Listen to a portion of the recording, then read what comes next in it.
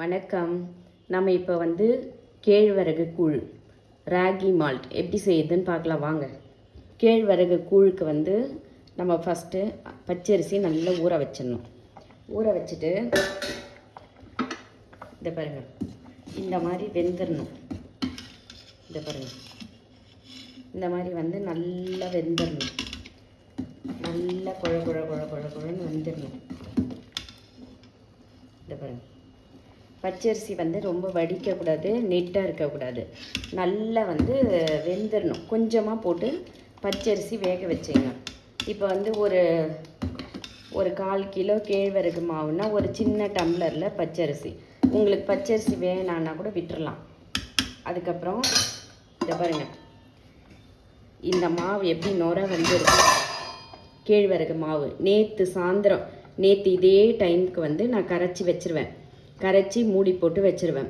இன்றைக்கி சாயந்தரம், நேற்று சாயந்தரம் 6 மணிக்கு கரைச்சி வச்சேன். இன்றைக்கி சாயந்தரம் 6 மணிக்கு இப்போ பண்ணிகிட்ருக்கேன். இப்போ நல்லா இந்த பச்சரிசி நல்லா வெந்த உடனே, இந்த மாதிரி வெந்த உடனே, இந்த கண்டிஷனில் இது ஆன உடனே நம்ம என்ன பண்ணோம், இந்த கேழ்வரகு மாவு இதை கலக்கி இந்த மாதிரி கம்மி தீ வைக்கணும், கட்டி பிடிக்காமல் கிளறணும். தீ கம்மியாக வைக்கணும், கட்டி பிடிக்காமல் கிளறணும்.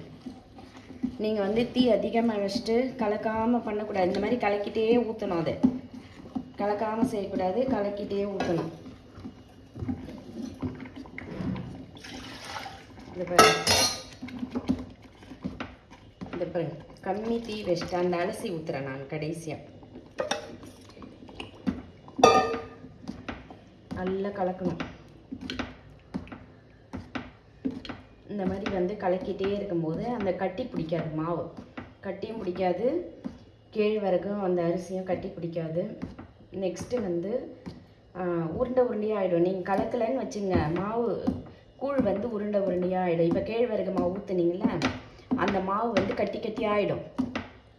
ஸோ அதனால் இந்த மாதிரி கலக்கிட்டே இருந்தீங்கன்னா கட்டி பிடிக்காது, அடி பிடிக்காது. சிம்மில் வச்சிடணும்.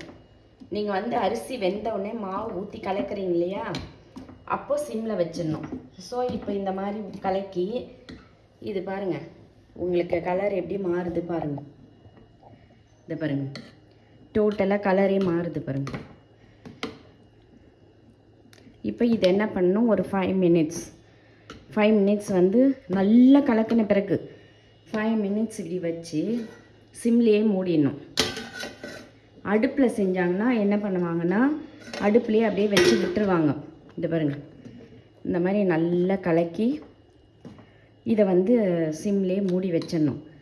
மூடி வச்சுட்டு 5 மினிட்ஸ் கழித்து நம்ம ஆஃப் பண்ணிடணும். நம்ம மறுநாள் காலையில் இதை எடுத்து கரைச்சி வெங்காயம், தயிர் இதெல்லாம் ஊற்றி வெங்காயம், தயிர் போட்டு குடிக்கலாம். சைட் டிஷ் ஊறுகாய், பச்சை மிளகாய், ஊறுகாய் அந்த மாதிரி வச்சுக்கலாம். இல்லை அப்படியேவும் குடிக்கலாம். உங்களுக்கு ஆரோக்கியமாக இருக்கணும்னா அப்படியே குடிக்கலாம். எவ்வளோ சூப்பராக இருக்கு பாருங்கள். இது அவ்வளோதான். சிம்மில் வச்சுட்டு 5 மினிட்ஸ் கழித்து ஆஃப் பண்ணிடணும். அதுலேயே வெந்துடும் அந்த மாவு. தேங்க்யூ.